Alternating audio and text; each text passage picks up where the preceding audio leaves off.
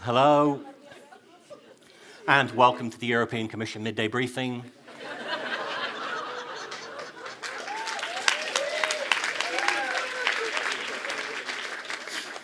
My name is Margaritis Funkyboogaloo-Smythe.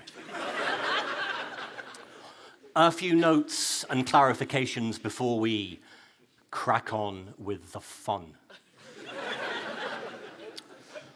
The Commission noted with interest and some surprise Donald Trump's 28-point plan for peace in Ukraine.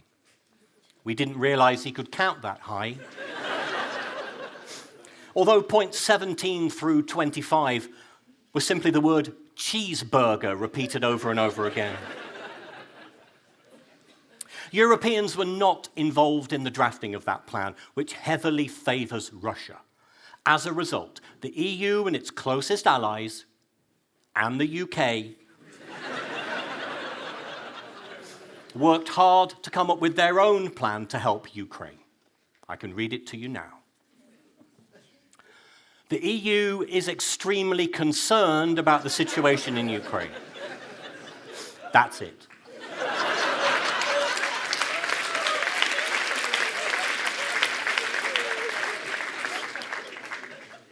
Speaking of Trump, the Commission is presenting a list of important EU goods to the Americans in the hope that they won't be subject to extremely high tariffs. It should be made clear that the list features items that are important to all Europeans and not just bureaucrats working in the Brussels bubble.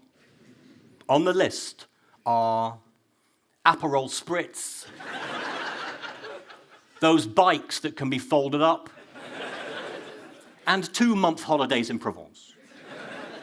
Here's hoping that Trump realizes that Europe cannot function without these essential items. Time to take some questions, yes. Yes, that's right. COP30 in Brazil was a resounding success for people who enjoy talking but not actually achieving anything. However, press reports that commissioners, the spokesperson service, directors general, heads of unit, and interpreters travelled by private plane to Brazil are patently untrue. The interpreters flew commercial. Another question, yes? Look, Mrs. von der Leyen has personally taken the lead in trying to persuade Belgian Prime Minister Bart De Wever to agree to use frozen Russian assets to fund Ukraine's war effort. The Commission understands that this is a delicate issue for Belgium, and Mr. De Wever has a list of demands that he'll need to be met before he'll agree on the loan. And I can read that list to you now. Daily acknowledgement that he looks so much better since he lost all that weight. Completion of work on the Schuman roundabout by the year 2055. And the selling off of Wallonia to the lowest bidder.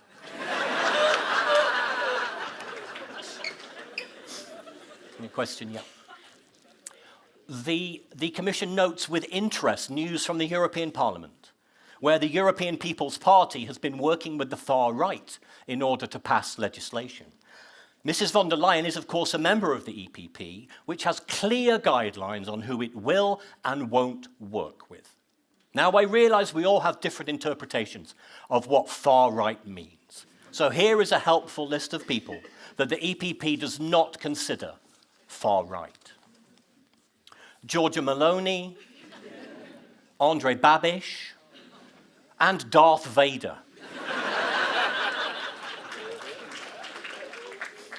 But there are red lines for the EPP and people it refuses to work with under any circumstances. They are Marine Le Pen, although I'm told that decision is being reviewed, Franz Timmermans, and the wolf that killed Mrs. von der Leyen's pet pony, Dolly. May she rest in peace.